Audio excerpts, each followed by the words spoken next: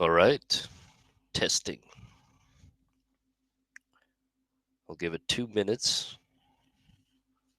just to test a few things out. This is my first time doing this, and then we'll get right to it. I'm not sure if I'm recording this, unfortunately, but we'll see if it works.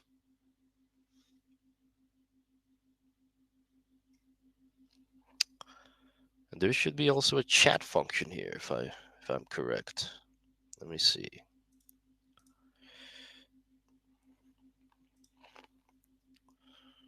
Manage space. What is this now? Okay.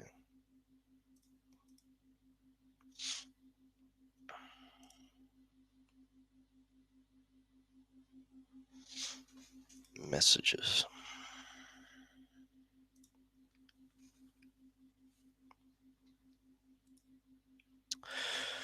All right. Well, welcome, guys. Whoever's live with me, all five of you, wonderful people. Today, and this is going to be a short one because I'm rather sick, but I wanted to do a test run to see if I can run these spaces, if the quality is there, if the interest is there, so on and so forth. I want to talk a little bit about the hidden aspect and what that is. I want to introduce this concept, so to speak, to the larger audience who might be into the fields of esoteric mystery, occultism, so on and so forth. Um, Now, before we begin, I'd like to do a little bit of a disclaimer of sorts. Um, some of the concepts that we see, especially in modern occultist circles, significantly so on Twitter or X or whatever you want to call it, um, you have to understand that there's a lot of misinformation out there. And misinformation is something that skews one's worldview if it is done in a deceptive manner. And a deceptive manner of spreading information that might seem like it fits your, you know, spiritual worldview or so on and so forth, it is very vulnerable to bias. And where I'm going with this is I need you to understand if you're going to be tuning in, I need you to have a very pristine understanding that most information you hear needs to go through the filtration system of your own intuitive thought. So when you hear something being, spoken of or discussed or whatever, especially if it is done so with a sort of an utter confidence that a lot of people in this space like to display, put it through a filter once or twice. Just ask yourself, am I understanding why this person is preaching with utter confidence about this concept that, sometimes it's very awe-inspiring and sensational. And I've seen a lot of people get caught up in this sort of strange headspace where they're almost open to suggestion, right? Now, why I say this is because today we're going to be discussing the hidden aspect, which is a larger concept, but it can be observed at a micro, a meso, or macro scale. But before we get into it, I want you to understand the existence of something called the rule of threes. Okay? Now, the rule of threes is a very interesting thing, and it is a sort of belief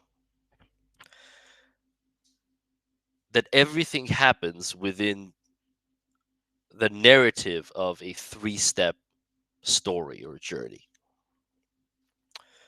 The rule of threes implies that everything happens in threes. So everything has three aspects: the beginning, the middle, and the end part.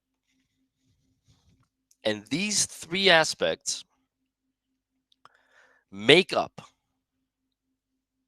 every event that you and I and everyone else linearly experiences in our three-dimensional world. Okay? See where we're going? Three dimensions, three stages to every play, so on and so forth. Now, the rule of threes is very interesting because we know the how to speak the mystery of the 369. And if you have been someone who's dived into the peculiarities of Nikola Tesla as well, you would know that he had a very interesting way of going about things, especially in the later stages of his life, where, for example, he would walk around a building 3 times before he would enter it. Now, why would someone with the intellectual and spiritual prowess of Nikola Tesla be doing these very peculiar movements, right? Because Nikola Tesla had a very good understanding of the hidden aspect. And he understood that the rhythm in which the universe moves and unfolds itself before us is done in threes, 3 steps, the Holy Trinity, right? Now, if we look at numbers,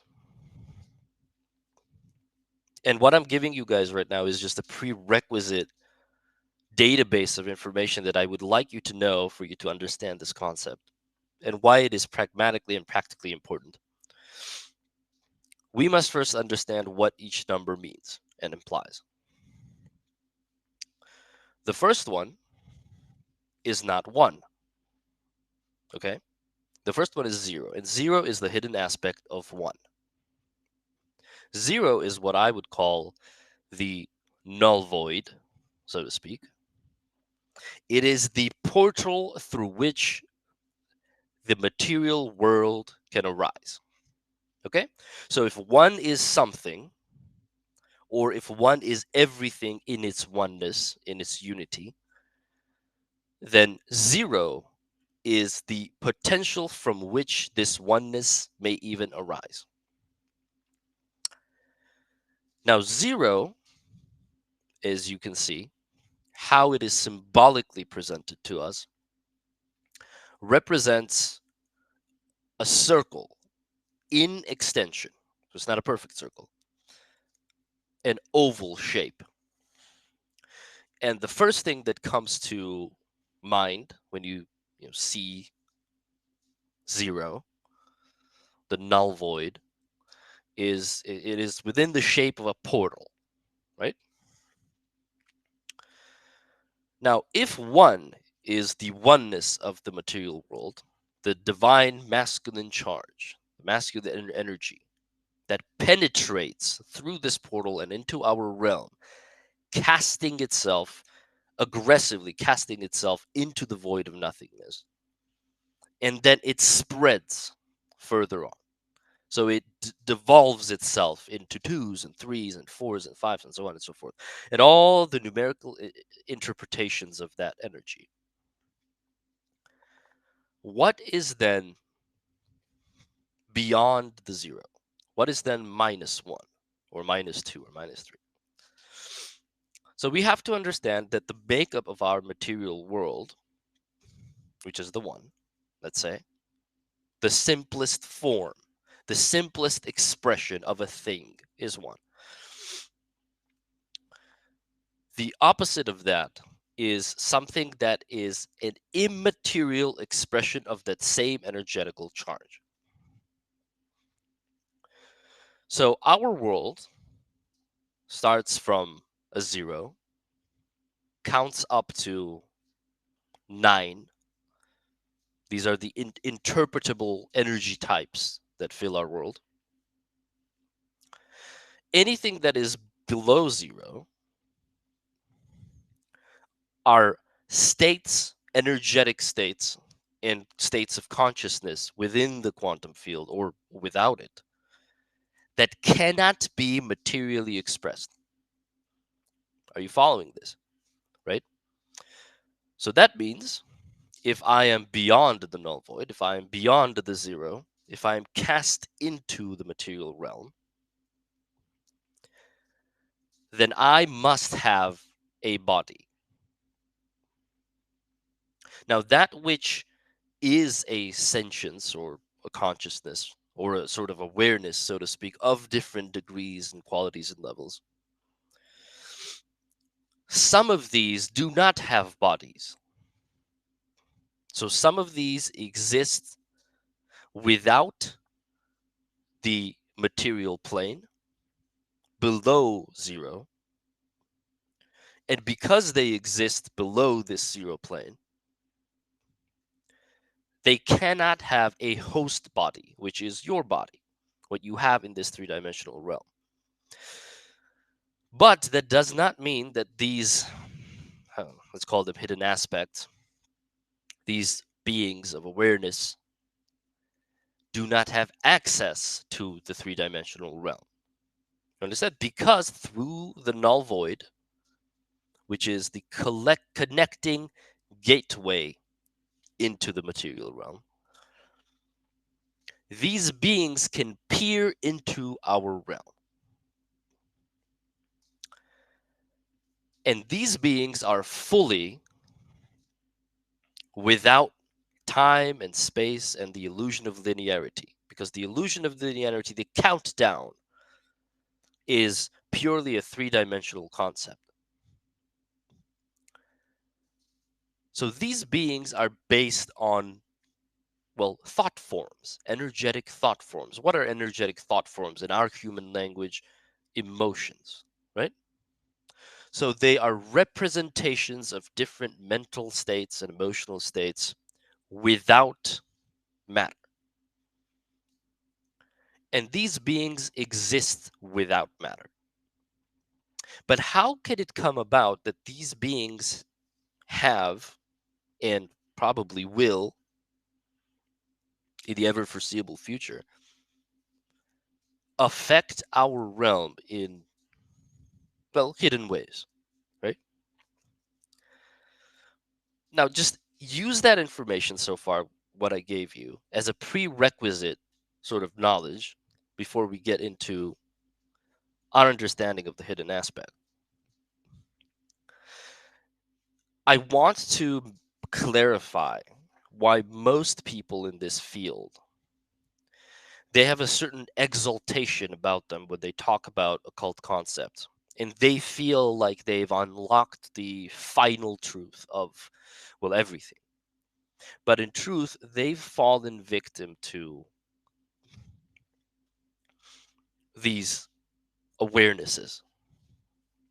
And I'll try to explain to you how. Now, if I was a consciousness that lived without the material plane, if I was purely a being of emotion or energy, the exemplification of a certain emotion or energy, what would be in my interests to achieve, right? Because look, the physical plane, the plane of density is dense with energetic charge. It is a quantum matrix that is quite literally designed to induce emotional states, right? If you really think about it. Now, if I'm a being who feeds on these emotional states, yet I have no agency of a physical host body, what would be my priority when, let's say, if someone in this three-dimensional realm where they exist decides to peer back from within the null portal we talked about, decides to peer back into me through the use of various techniques over the span of centuries and lifetimes and decades, which to me does not really matter. And if they peer back into me, what would be my motivation? What would I incite within this person, right? And remember, I am a being of pure energy and I can only exemplify that which I am. So let's say if I am a being of awe, if I feed on this very particular frequency, what I will do is I will share the thought forms or the images that induce this emotion within the person who would like to peer into me and experience to me. This is what channeling is, right? Channeling is peering beyond this null portal into the realm where non material or immaterial consciousnesses exist. And what I would do as this being is I would induce, well, let's say I'm a being of fear. Well, I would induce fear. How would I do that? How do I induce fear? I can't scare you unless I lie to you, right? Or I could tell you a half truth. I could show you your world is about to end. I could come to you in the image of a very scary, terrifying monster under your bed. What is the functional result of that? It's fear. And it is fear that I can feed on, right? So then when you have a list of these wonderful, highly intuitive people um, who have this sort of exaltation towards whatever they preach, I always want to talk to them about the hidden aspect, which we haven't even gotten to yet, but because I want them to understand that because they channel something, which is most likely a low dimensional being that is showing them what it wants to see to induce a specific emotion to then feed on that emotion from that person to literally use them as a host body where they are convinced that they have contacted a higher mind or a higher power or a higher will. They're convinced of it because how can it be anything else, right? That's their thought process. I always want to talk to them about the hidden aspect. And I want you guys to understand that most people within this space are caught in this sort of trap where they've penetrated this null void in one way or another, be it some sort of formulaic form of divination or some intuitive sense, or I don't know. There's many techniques. There's many ways of doing it. And then they will worship whatever they see on the other side. And in truth, all they're telling you is the delusions caused by these not immaterial sentient awarenesses or semi-sentient awarenesses that exist beyond the null void. Now, back to the hidden aspect. The hidden aspect is basically an art on how to enable awareness of the unseen. It is the crutch, and it is a skill that these people do not have. And that is why when you do study the esoteric fields and the occult and so on and so forth, it's very easy to get caught up in this sort of ego feeding frenzy. It's almost like a sort of a spiritual masturbation that these people engage in. We need to understand how to differentiate emergent thought and intuitive thought from the delusions of some low dimensional being, right? How does one do this? When you do physiognomy, like let's say, right? When you do face readings, so on and so forth, sometimes the absence of a thing tells you more than its presence, okay, on someone's face, right? So if I meet a 40-year-old who has the face of a child, right? Smooth skin, there's no scarring on it. The the peculiarity of the absence of life experience and so on and so forth, some pain or trauma or something like that along those lines, that tells you me a lot more, right, than the presence of some minor, things here and there. Because then I will ask the question, well, what's going on with this person? Are they not experiencing, are they rejecting their lively experiences? Are they somehow hiding them or suppressing them within their psyche? And usually 99% of the times that is the case. 99% of the times. So this trait, right? You you can't see it, but you know it's there because you have the context through which it must appear on someone's face. Now, when we talk about opposites, and we talked about the energy of one, right? Oneness is the final material form that we can experience in this realm. And the countdown, contrary to popular belief, is not from 1 to 9 and upwards. The countdown is backwards. Now, what the mind does when it goes through traumatic experiences is it fragments itself. This is a self defense mechanism. So, for example, if I'm 15 years old and I have to go to war, which will be highly traumatic for me,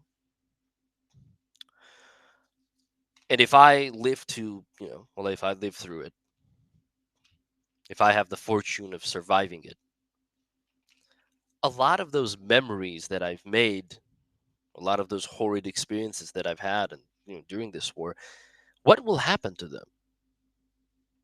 They will be largely forgotten. Why? They will be forgotten because they are too. The brain has decided that they are too traumatic to be experienced at that moment in time. So the brain's self-defense mechanism says we can't experience this right now. This is a little bit too much for us. We won't. Our mental health, our psyche will not survive it. So what it does is that it will drown this memory into the shadows of the unconscious mind, and it will create a small gateway to then re-access this memory at a later stage in life. And you might ask, what is the function of this? Why does the brain do this? To re-access it in the future. Why? Because in the future, we will be smarter, grown up, hopefully stronger, mentally stronger. We will have a larger intellectual database with which to interpret the traumatic events that happened to us. And only then, when the brain sees that it is prepared, so when it has the ample level of preparedness to then face these traumatic events that happened, will these elements, will these traumatic memories start to arise once more through dreams, through visions, through flashes, just a little flash, or nightmares. And through these nightmares, I'll show you another self defense mechanism that the brain uses, which is absolutely genius, a wonderful divine design. You'll see a vision of your traumatic childhood. War times, terrible. People are dying, screaming, hell. it will simulate that for you within a dream, within the safety of the dream, because it knows that if it gets too traumatic again, so it's testing you. If it gets too traumatic again, it can pull you out, it can wake you up. Ooh, it was a dream. It's okay, you're fine. And then it will gauge your emotional response. It'll see, okay, this time the nightmare was a tiny bit less frightening, and next time it's going to be worse. Right? Because it's getting to the reality of things until you are able to fully face it. Now, this dream also urges many people to, let's say, seek therapy. They'll come to a therapist or someone like myself, and they will say, I keep seeing the same dream and it always ends in the same horrible way. And there's usually a memento. So, for example, when you were young and went to war and you saw your friends get blown up while they were riding a red car, okay, what will your mind do then? It will construct the imagery around the most intense point of that memory. And the most intense point of that memory is the totem or the memento through which the brain will re access this memory in the future. So it will remember the red car. And then every red car you see unconsciously, let's say on the street or whatever, will cause you to feel a certain anxiety. And you will not know why because you will have forgotten it completely. Because the red car is a portal through which this memory, let's say, is accessed. Now imagine how many portals like this you have. And imagine the importance of aligning with your emotions and becoming the observer of your emotions and seeing when I look at a thing, why do specific emotions arise? And where do these emotions lead to? Right? Now, back to the brain, because that's not all what the brain does. When the brain sees that there is preparedness to face this trauma, right? It will give you back this gateway. It will show you the red car. And then through the red car, and hopefully with the help of a trained professional and good therapist, regressive hypnosis or whatever, we will be able to re-explore it. You know what a cool thing your brain will do then? It'll take the red car. It's the only thing it vividly remembers. 90% of your memories are lost. They're only angles and, light and shadows and so on and so forth that are reconstructed by your brain around the things that it remembered because those things from your subjective mind, from your interpretation, mattered the most at that particular moment. So it'll take the red car and you'll say, well, I want to remember what happened. And it will reconstruct a completely new world around the red car that plays stage for you to re experience this memory so that you can face it. And then when you face it, when the emotions of fear and anxiety and, like sweating and whatever, when those things arise again, that you might accept them, like through acceptance, claim them as part of your experience, and then the fear goes away.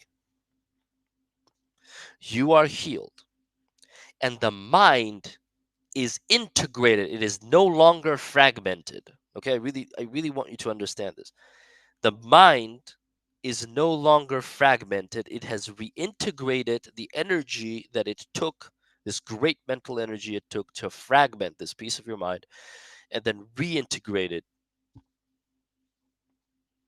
into your conscious psyche.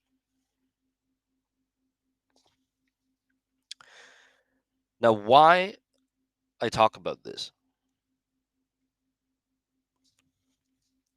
You have to understand that the more of these little fragmented pocket minds you have within your psyche, and people who have, let's say, psychotic episodes or schizophrenia or so on and so forth, depression as well sometimes, will have a lot of these. They take energy to store. And because these are unconscious pockets within the mind, right? That means your consciousness does not inhabit these memories. So you can think of it as an open space, an open bubble that is drowned beneath the tides of your troubled mind. There are different things in these waters that can inhabit and latch onto and attach to these fragmented parts of you. Even the divine masculine charge of oneness, how it is presented to us in the three-dimensional realm, has come into conflict with itself. The very act of becoming aware of one's existence fragments it. So it has fragmented it into opposites, let's say the two, the masculine and the feminine charge. And then that has fragmented into a three, and then fragmented into a four, and so on and so forth. We all, souls who inhabit our host bodies, human flesh, we are all fragments of the same oneness. And we all inherit the hidden aspects of this oneness that are yet to be integrated within its higher mind. So you yourself, in many ways, have several hidden aspects. And because we have these hidden aspects, we exist in a linear three-dimensional world. Why? Because our souls, our higher consciousness, is not yet ready to face these hidden aspects. The truth of your being, your essence, who you are. And using the universe is mental, using the same self defense mechanism, your body has defaulted to existing within this three-dimensional space. The theater of life, whatever events or stories or so on and so forth unfold in your everyday living, is there to obscure and blur out these elements that we don't want to face ourselves with. These are the things that we reject about ourselves, the things we don't like, the things we are embarrassed of, ashamed of, emotions, again. But we live in a very peculiar world because agreeing to incarnate in a three-dimensional realm is the same as to agree to incarnate in a room full of mirrors, right? And when you're in a room full of mirrors and you're highly ashamed and embarrassed of who you are, the only way you can really live through that sort of trauma is to forget. To forget what you are. And through the rediscovery of what you are, only through that process of expiation and purification, self liberation, can you come into your fullness. So when you are thrust into a world of mirrors, and I'll tell you how our world is a mirror. We all know the feedback mechanism. We all know, what I call self-induced karma, karmic return, so on and so forth. Everything you see in this world, and you might have heard this from other spiritual thinkers, so on and so forth, everything you experience, everything you see in this world, it is a symptom of your being. It is a reflection of who you are. And if you think that, well, how is everything a symptom of who I am? And you do not relate to certain things that happen in your life. If someone is rude to you and you're not, I'm not rude to people. Why are they rude to me? Well, you have just discovered your hidden aspect. So you have an understanding now that if this is being mirrored back onto me, then somewhere within me, this thing exists. And it must arise through the subconscious, through the shadow mind, into reality. So it is making you conscious of the hidden aspects that you exemplify. And we're going to get to an endpoint here, but hear me out. Why this is important. We have to understand that the very fact that you and I and everyone else exists in this realm with us, you have to understand that a non broken essence or spirit would not have reincarnated in this realm because we are in the first grade. This is the first grade. We are only now even learning how to be conscious. And every single human being, no matter how enlightened or awakened you might think they are a broken tool. They are a broken instrument. And they're vying for fullness and oneness. And they should not be put on any pedestal, ever. Now, ideas and philosophies can be put on a pedestal, but broken fragments of a whole, right? They should not be put on pedestals. And I've been meaning to talk about this for a while because I see a sort of cult-like behavior in within the esoteric field. And so understanding what we are and what your fellow human is, that should give you a very good concept or a context of who we're dealing with. Yes, some of us have integrated more, have defragmented more than others. But until you disappear from this from this realm, you have not accomplished this mission. So if you still have a human body, you still have a lot of work to do. That's why you're here. So the hidden aspect, understanding this concept, allows you to become aware of that which is unseen. Now I'll tell you how to do it. Back to the rule of threes. Everything happens in three steps. But after every third step, a hidden aspect of a thing is created, right? So the one is of oneness, it cannot have a hidden aspect. It is everything at once. Now, two can only have an opposite. There's nothing hidden, right? There's nothing hidden. There's a thing and the shadow of a thing.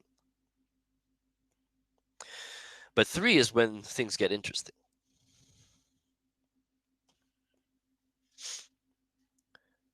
Because three implies the three-dimensional realm, implies several other dimensions that cannot be seen by us through our senses. Now, if you follow this law in a sort of way, where you understand that everything consists of three parts: the key, the door, and the lock, the beginning, the middle, and the end, prologue, epilogue, whatever is in between. You will start seeing this pattern in everything that happens ever. It is a cycle that never ends. But when it does, it has its points, okay? So there's the initial step, the first three steps. And then if you imagine it as a collection of tones or sounds or voices, after these three steps, the tone slightly changes. And it is so slight, it is so insignificant that you don't even notice. And then at 6, it changes again. And then at 9, it changes again. It shifts slightly. And then it starts back from 1. And we, or let's say if you were a two-dimensional being, how you would experience this is you would think that this is a circle. It's just repeating itself, anywhere from 1 to 9, then let's start again from there. And keep in mind, anything from 1 to 9, each number is a representation of a specific energetic charge, an energetic frequency. They're symbols to many different things. But in truth, with each cycle, a little bit changes, right? So every prophecy that has been prophesized and has come true, that prophecy slightly changes each time this movement happens. And as it does, so do we. So in truth, the symbol of the circle, the null void, is the cycle that never changes. But the symbol of the spiral, the fractal nature of our reality, is the true symbol of what you and I are going through, because we go through several incarnations, our souls interpreted by different lessons that we learn in this life or the next or our previous lives. And then the tone slightly changes.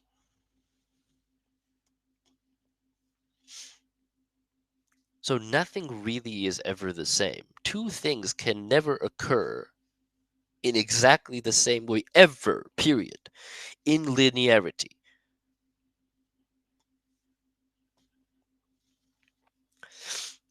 Now, as you understand this, and as you meditate on this idea, which might seem a little bit woo-woo out there, it's important to understand how this shapes your life. Let's get back to the ground level again. And what it shows you about where you are and what you are. I'm going to finish this in the next 3 minutes. Um, but one thing needs to be said here, okay? You are in a world of imperfect beings, vying for a perfection that is not even possible.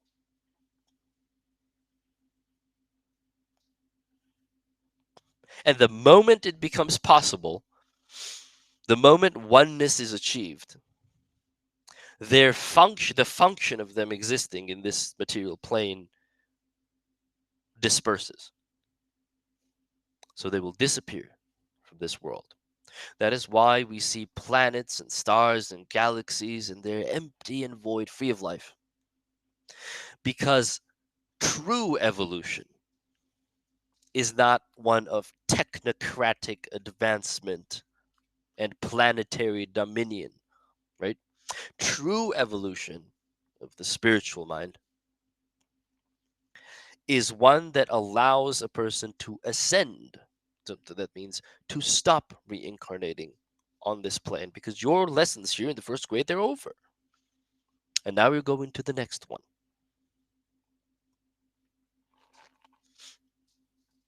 So again, I repeat, you live in a world of imperfect beings. And none of us is equipped to guide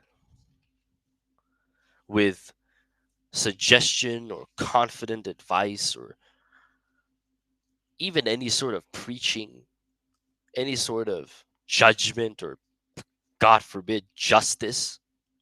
None of us are worthy. And if any of us were worthy, we would not be here in the first place. And this is a very humbling thing to know.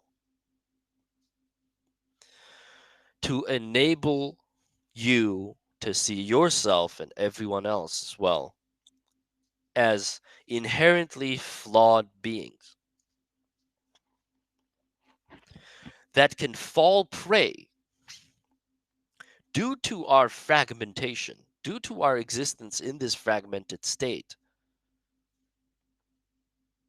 to different awarenesses and sentient thoughts and consciousnesses and so on and so forth. So anything you partake in, be it, let's say, alcohol or drugs or so on and so forth, they just open up more space within your conscience for these beings to kind of like play around with you. So when I talk to people and they tell me, oh, well, I experienced this, thing, when I had like this trip and I experienced this thing, you were thrust into a realm in which you have no agency.